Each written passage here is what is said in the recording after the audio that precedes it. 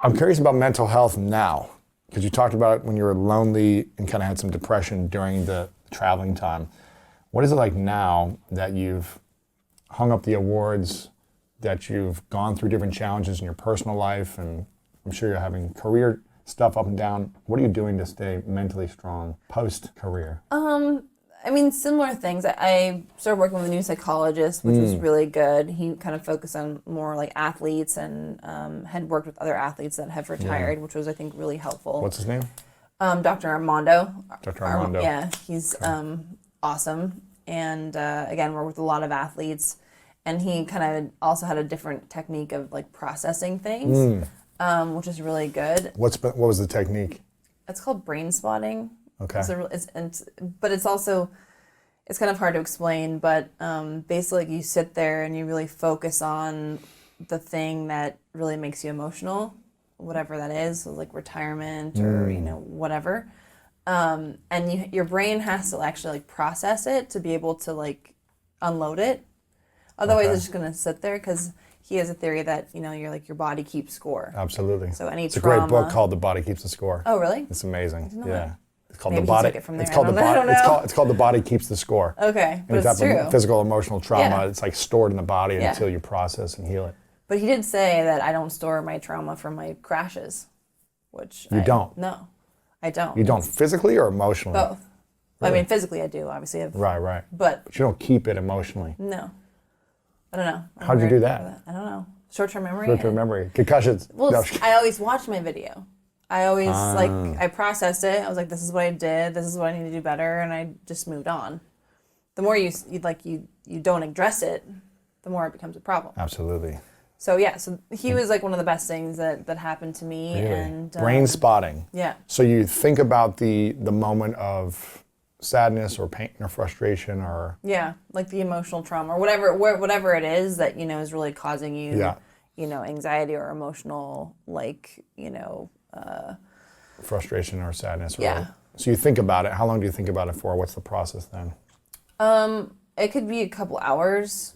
It's he usually comes to my house for a few days, and like we have good sessions, and we kind of work when we have time, when we can, and it's really different, but it's really great, and yeah, he's awesome. You should look him up. I'm gonna check him out. Yeah. So what happens at the end of the 30 to 60 minutes when you're thinking about? Are you supposed to put your attention on the feeling, on the event, everything, like visualizing what happened, how you feel, and like the more you think about it, it's weird. I start, with something that's emotional and it's very triggering, and then by the end, it becomes less triggering and less triggering, and then by the end, it's like, okay, you let it go. Yeah. It's when we resist something where it continues to kind of fester and be suppressed inside of us. But the more we actually pay attention to it and go through different scenarios and process it, then we can let it go. Yeah. It's not as scary anymore. Right. So brain spotting, what's another strategy you've used to help? Surrounding myself with people that, really support me, and for me, who I am. Like my sister and my family and like really good friends. I have a very small group of friends, I travel all the time. I have a crazy lifestyle, but I have really like a couple of friends that I grew up with in Minnesota since I was 7 years old, and like we're solid. And it's just, spending time with those quality people, allowing yourself to be you, and not having, any fear of judgment. I think that really helps, be yourself, and then be around other people is easier. Did you feel the fear of judgment when you were competing ever? Not really. I think when I was competing, I had the most confidence. Really? I felt like on any given day, if I was healthy, I could win. It was totally different than what I am in like real life. Really? Yeah, so I'm kind of like the exact opposite. In competing mode, you were super confident. Yeah. You're talking about, but then you walk off. I kind of like harnessed all of my confidence that I ever had, and I put it right in skiing. Before the interview continues, if you feel like you're not living your most authentic life, not leaning into your purpose, and not living the life that your future self would be extremely proud of, I've written a new book called The Greatness Mindset, and I think you're gonna love this. Through powerful stories, science-backed strategies, and step-by-step guidance, The Greatness Mindset will help you overcome all the different challenges in your life to design the life of your dreams and then turn it into your reality. Make sure to click the link below in the description to get your copy today. Okay, let's get back to this video. But you're saying you weren't as confident in your normal life outside of competing? No, not really. Yeah. What did that look like? I'm more shy. Like I'm not really. I feel like I'm more right now. This is like media mode. Yeah. And which is still me, but I'm just. I don't know. It's different when I'm at home or like I'm at a dinner or I'm at a function. I'm not the person that's chill. Like overly talking to people.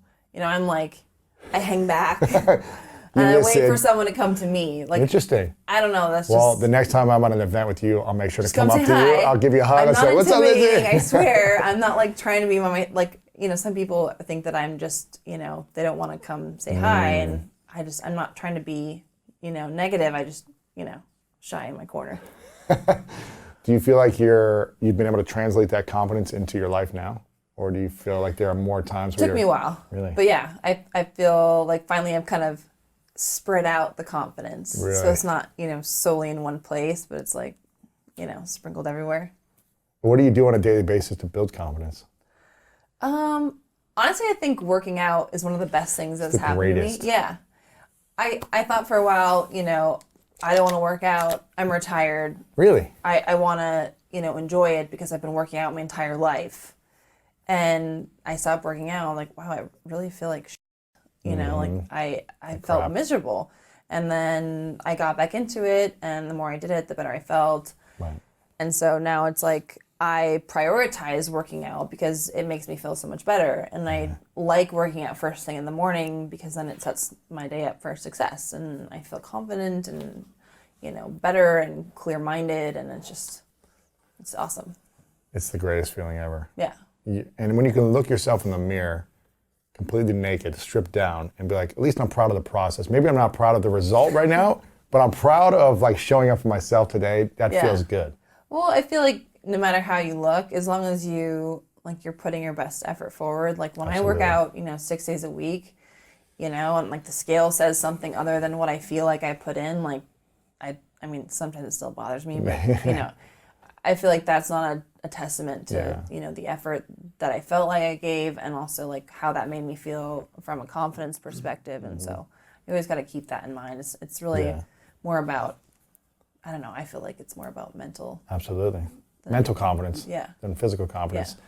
What would you say are the non-negotiables? You've been living this life for a while now at a top level. 20 plus years you've been competing and now transitioning. What would you say are the non-negotiables, 3 to 5 things that have helped you become successful and that will help you to continue to be successful? If you had 3 to 5 habits or things that you must do, non-negotiable in your life to support your success, what would those be? I mean, work ethic is general, but at the same time, if you want to succeed at anything that you're doing in life, you have to be willing to put in the work. Yeah. And make those sacrifices. Because I honestly feel that the most successful people aren't the most talented. They're not the smartest. They're the people that are willing to go the extra mile that the other people are not. What else? I think, rituals are habits that, help you, get to the place where you can work hard. So whether that's working out or, again, journaling or going on a walk or, meeting your friend once a week or whatever it is, finding habits, like healthy habits like that, put you in a mental place that allows you to then work harder and again, then be more successful. Right. And then surround yourself by people that believe in the same things that you do. So that will help, facilitate your success and not bring you down, I think it is oftentimes really hard to actually find people that want you to succeed. Really? I think. Why is that, you think? That's just human nature, I think. Or jealous or...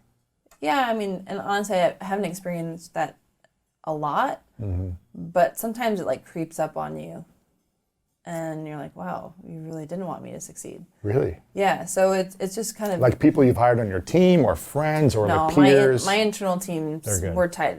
You know, they've been with me since I was 16. Wow. I'm a very loyal person. Like we're a very tight knit group, and I like to keep it that way. But yeah, like there's peers or external friends or- people, coming in that pretend to be one thing and they're not, and so it's good to make sure you keep yourself surrounded by people that want to see you succeed and will help you get there. And if you have to make a sacrifice, that they're going to pick up the slack for you. Right. Because you can't do everything alone.